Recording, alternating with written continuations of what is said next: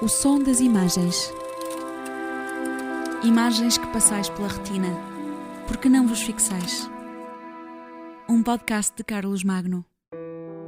Donald Trump é a imagem do grotesco na imprensa internacional, mas é preciso meter-lhe a equação eleitoral deste ano de pandemia para percebermos que a teimosia presidencial pode dar votos no eleitorado americano que preza mais o dinheiro do que a saúde dos outros. Vale por isso a pena ler o último número da revista The Atlantic, onde se descreve ao pormenor a célebre teoria da conspiração QAnon, que, segundo o Washington Post, se resume ao seguinte: há uma cabala mundial de pedófilos que adoram Satanás e governam o mundo. Eles controlam tudo, eles controlam os políticos, controlam os média, eles controlam Hollywood e, sobretudo, eles teriam continuado a governar o mundo se não fosse a eleição do presidente Donald Trump há 4 anos. Esta é a teoria que circula nos meios republicanos mais conservadores e que envolve líderes radicais com programas de rádio ou televisão, além de ativistas digitais que militam freneticamente na campanha de Trump contra tudo e contra todos, agora contra Obama sobretudo, que acusam de ter cometido crimes contra a América. Para percebermos aquilo a que Trump chama o Obamagate, basta ver este número da revista The Atlantic dedicada a verdades, mentiras e conspirações em tempo de pandemia.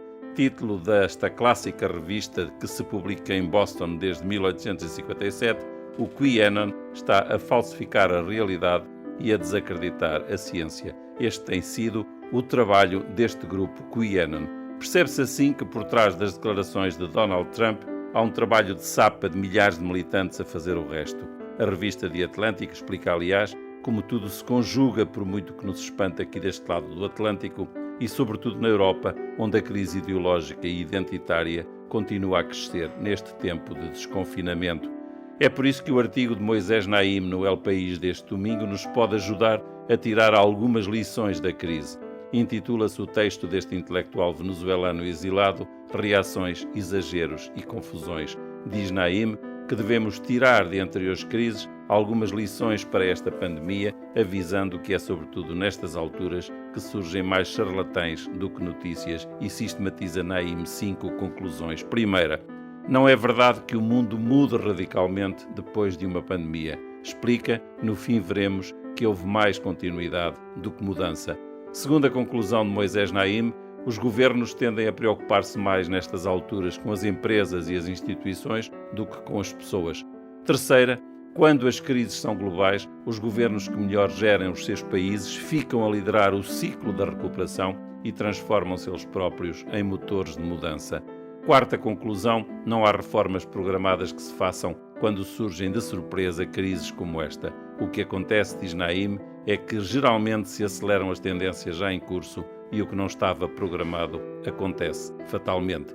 Última conclusão de Moisés Naim, o que já era transitório transforma-se em permanente e o que parecia permanente muda radicalmente.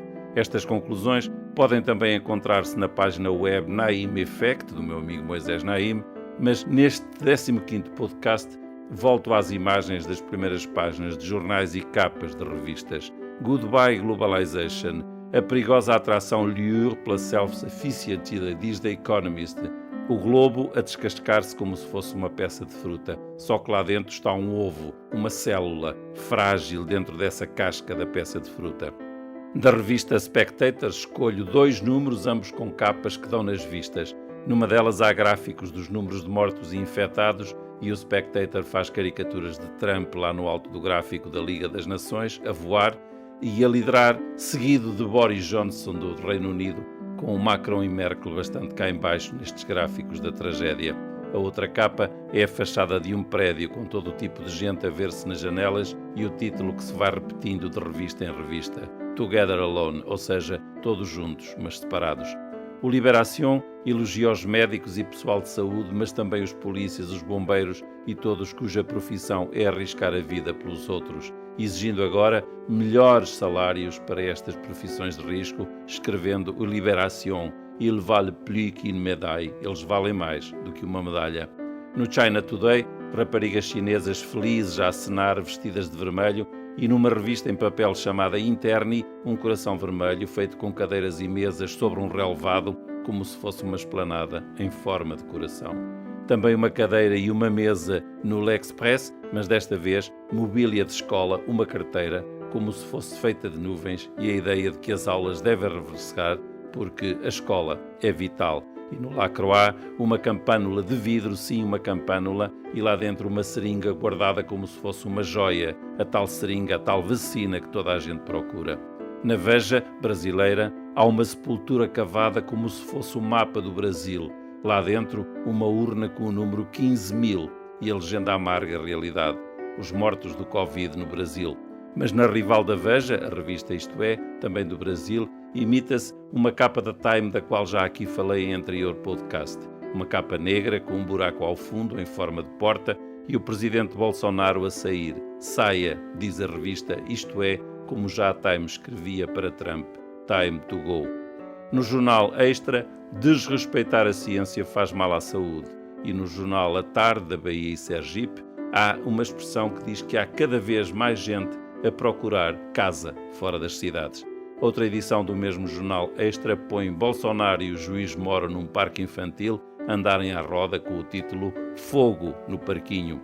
O Zero Hora, outro jornal do Brasil, coloca miúdos com uma máscara e escreve que, segundo o ministro da Saúde de Bolsonaro, também já se demitiu, enquanto o Estado de Minas desenha outro mapa do Brasil, desta vez com cruzes negras na sua primeira página, e escreve simplesmente, sem rumo. Nota-se, aliás, na imprensa brasileira, que o Brasil já percebeu que o seu país está a ser alvo da chacota em todo o mundo. E o Estado de Minas recorda a humilhação dos 7-0 no final da Copa do Mundo para comparar com esta pandemia. Escreve: perdemos um mês, oremos, e ainda vai ter golo da Alemanha. O futebol também no jornal francês L'Équipe anuncia o fim da partida, o fim da Premier League. Acabou a Liga Francesa, Vilas Boas sur le départ, o nosso treinador Vilas Boas, e Zubizarreta s'en va. Na revista Outlook, de Indiana, indianos dispersos pelo mundo estão a regressar à Índia por causa do Covid. No Russian Life, o Kremlin ao fundo na Praça Vermelha, ambulâncias e enfermeiras como se fossem uma parada militar do tempo da União Soviética.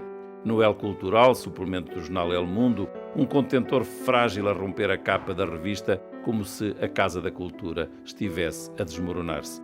A revista Hunger, Fome, assim mesmo, uma revista inglesa de moda, de tendências e de lifestyle, traz a fotografia de um senhor careca vestindo uma camisa até aos óculos, com os colarinhos sobre a cara e a gravata a tapar-lhe a boca. Humor ou tendência de moda, nunca se sabe, basta sair à rua para ver como certas pessoas se vestem. The future is soon, que é como quem diz, o futuro tema ou a futura edição. O som das imagens. Um podcast de Carlos Magno.